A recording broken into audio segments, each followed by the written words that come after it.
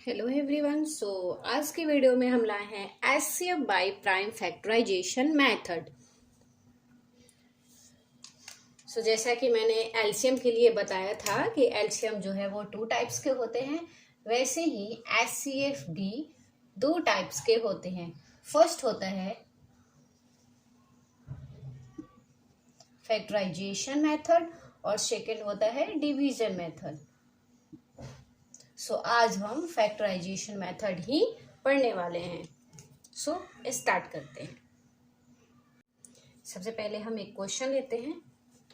तो हमने यहाँ क्वेश्चन लिया 12 एंड 18।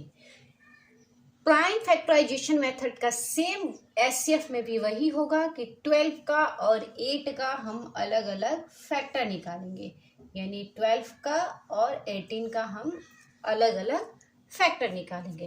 तो हमने 12 का सेम उसी प्रोसेस से निकाला। तो 2 से ले गई 12 कितने टाइम्स में है, तो 6 टाइम में 12 ब्रेक होगा, यानी 2 6 जा 12। फिर ये 2 से जाएगा तो 3 टाइम्स में 2 3 जा 6। फिर ये 3 से जाएगा तो 1 टाइम्स में 3 1 जा 3।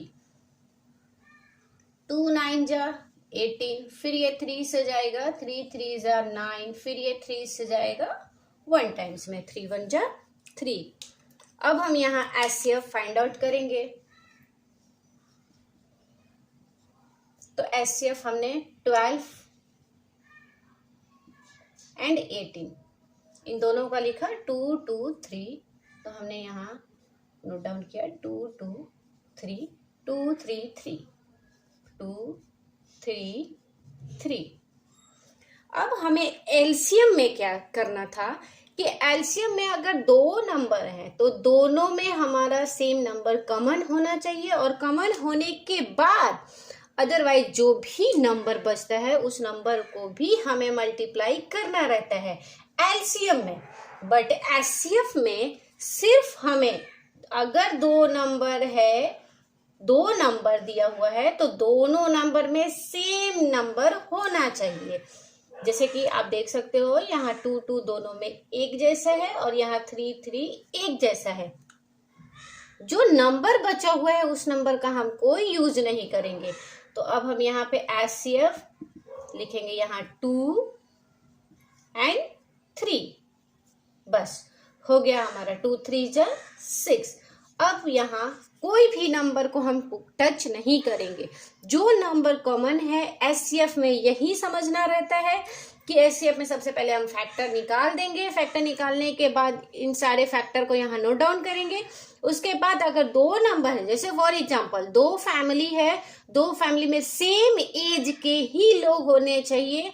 अदरवाइज अगर अलग नंबर है तो उस नंबर को हम नोट डाउन नहीं करेंगे। यानी आप यहाँ देख सकते हो कि 2 इसमें भी है, 2 इसमें भी है, तो ये हमारा एक कॉमन हुआ। यहाँ 3 है, यहाँ पे भी 3 है, तो ये हमारा एक कॉमन हुआ, यानी 2 और 3 2 3 जा 6। इसका कोई यूज नहीं है। आई होप कि आपको समझ में आया होगा। हम एक क्वेश्चन और लेते हैं, उस क्वेश्चन से भी समझते हैं। हमने यहाँ एक क्वेश्चन और लिया 12 18 एंड 24। सेम वही चीज करना है। सबसे पहले 12 का फैक्टर, 18 का फैक्टर एंड 24 का फैक्टर। 12 का फैक्टर निकाला तो 2 से 12 जाएगा 6 टाइम में, 2 6 जा 12। फिर 2 से जाएगा 3 टाइम्स में, फिर 3 से जाएगा 1 टाइम्स में।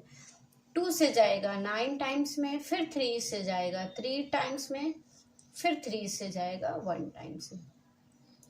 यहाँ 2 से जाएगा 12 टाइम्स में, 2 1 जा 2 2 2 जा 4। फिर 2 से ले जाएंगे 6 टाइम में, 2 6 जा 12। फिर 2 से ले जाएंगे 3 टाइम्स में, 2 3 जा 6। फिर 3 से ले जाएंगे 1 टाइम्स में।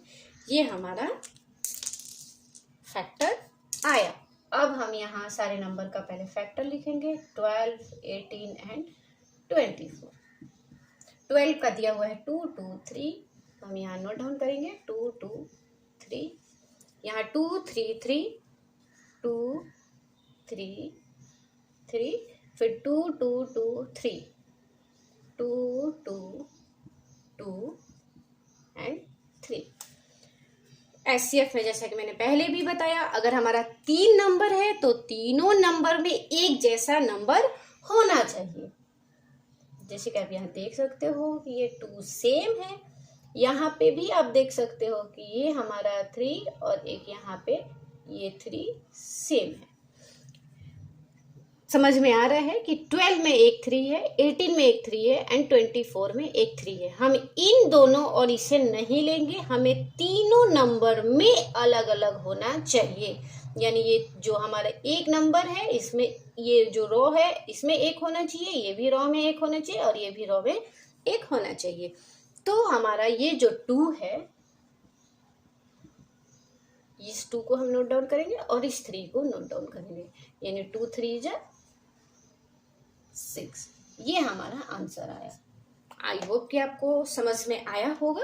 वीडियो अच्छा लगे तो लाइक करें, हमारे चैनल को सब्सक्राइब करें, नोटिफिकेशन को ऑन कर दें ताकि आपको नए नए वीडियो का नोटिफिकेशन मिलता रहे। मैं जल्द ही ऐसे प्राइम फैक्टराइजेशन मेथड का एक और क्वेश्चन लेके आऊंगी जिसमें मैं सिर्फ ये फाइंड आउट कराऊंगी कि कोई भी नंबर नहीं मिलेगा तो हम उसका आंसर क्या लिखते हैं। Thank you so much watching for video.